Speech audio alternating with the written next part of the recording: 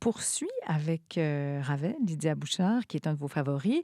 Oui. D'ailleurs, passion partagée par votre fils. Et là, quand on dit qu'on a Ravel tatoué sur le cœur ou quelque part d'autre, là, chez les Bouchards, c'est pas une figure de style. Non, mais le pauvre, je le démasque. Il m'a appelé un jour puis il m'a demandé, je pense qu'il a 17 ans, moi, ce serait-tu correct si je me faisais tatouer Ravel? Puis je suis pas arrivée à trouver que ça pourrait devenir une mauvaise idée. Il vieillit déjà bien, Ravel. Ça peut pas mal vieillir. Non, ça, c'est vrai. Et alors, voilà, on a trouvé un bon tatoueur et mon fils s'est exécuté. Il s'est tatoué Ravel. On a choisi la photo avec le petit regard un peu sensuel. Il est formidable.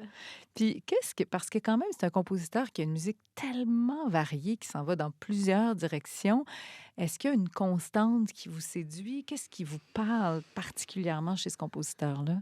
Je pense que c'est son anticonformisme qui me séduit. À l'époque où il est arrivé, ben d'abord, il voulait pas être traité comme un impressionniste. Mhm. Alors qu'il a fait, ce qui l'a rendu connu, c'est les jeux d'eau qui étaient très, très impressionnistes, ben dans le style.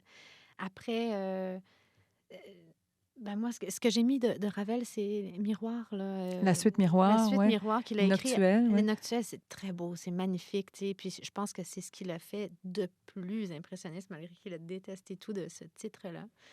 Euh, ben, je le trouve toujours surprenant, Ravel. Hmm. Je le trouve toujours Il va là moderne où... et sensible. OK. Oui, C'est vrai qu'il va souvent là où on ne l'attend pas. exact. Ça cadre avec votre personnalité, il me Ah, semble. peut-être. Vous lisez dans les compositeurs classiques, vous, Julie?